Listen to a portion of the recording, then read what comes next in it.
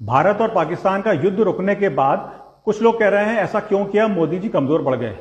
मोदी जी कमजोर नहीं पड़े हैं, लेकिन कोई और कमजोर पड़ गया है। कमजोर पड़ गए हैं उनके वो सपोर्टर्स जो आज उनसे सवाल पूछ रहे हैं कि ऐसा निर्णय क्यों लिया। जो इंसान मेहनत करके वहां तक पहुंचा है, हमसे ज्यादा काबिल है, ये सब जानते हैं। आज हम उसी से सवाल पूछ रहे हैं कि ऐसा निर्णय क्यों ले रहे हो।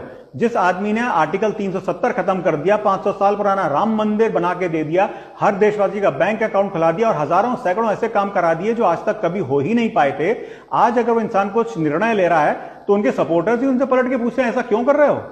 जब मोदी जी ने 500 साल पुराना राम मंदिर बनाया था, उन्होंने कहा था मुझे लोकसभा में 400 सीट दिला दो। हम सपोर्टर्स ने उनकी सरकार को माइनॉरिटी में कर दिया। कमजोर कौन पड़ा? कमजोर हम पड़े, मोदी जी कमजोर नहीं पड़े। और उस समय मोदी जी ने भी वो नाराजगी हमारे पे नहीं दिखाई थी जैसे आज हम में से कई लोग मोदी जी पर नाराजगी दिखा रहे हैं। 26/11 ताजमहल अटैक के बाद उस समय की निपुंसक सरकार ने कुछ नहीं किया था और आप और मैं सब चुप बैठे रहे थे। क्यों? क्योंकि उस समय की सरकार सोशल मीडिया पे नहीं थी, ट्विटर पे थी नहीं। ये मोदी जी हैं जिन्होंने अपनी सरकार की हर बात ट्विटर पे बोलनी शुरू करी। उन्होंने हमें बोलने की ताकत दी। पॉलिटिकल लाइफ में यही प्रॉब्लम है, आप जिसको बोलने की ताकत देते हैं पलट के वही आपको सुनाने लगता है। जैसे कि आज मोदी जी के कई सपोर्टर्स उनसे सवाल पूछ रहे हैं। मैं बार बार सुनता हूं लोग कहते हैं इजराइल में ऐसा होता है, इजराइल में वैसा होता है। बिल्कुल सही होता है, इजराइल की बात सही कह रहे हैं, लेकिन उससे पहले बताइए इजराइल की जनता में हमारी जनता में क्या फर्क है?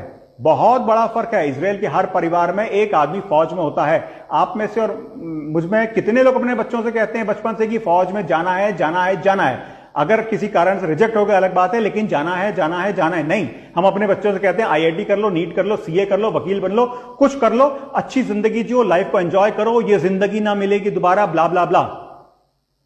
क्या हम इजराइल की जनता की तरह हैं जो हम एक्सपेक्ट करते हैं कि हमारी सरकार और हमारी फौज इजराइल की तरह हो? हमारी फौज दुनिया की सबसे अच्छी फौज है, बहुत अच्छी सरकार मिली है, लेकिन शायद हम कमजोर हैं, हम इस लायक नहीं हैं कि हम इजराइल की बात कर सकें।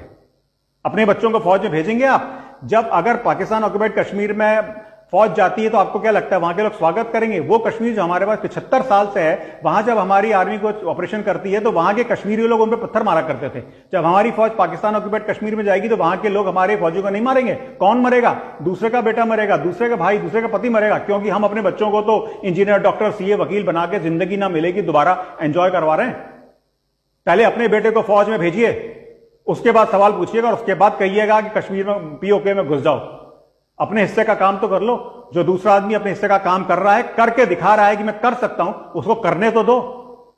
कमजोर मोदी जी नहीं है, कमजोर हैं उनके supporters. I stand by my prime minister, I stand by my government. मुझे विश्वास है कि मेरे प्रधानमंत्री और सरकार ने जो निर्णय लिया है वो भारत के लिए अच्छा ही होगा, भारत के हित में।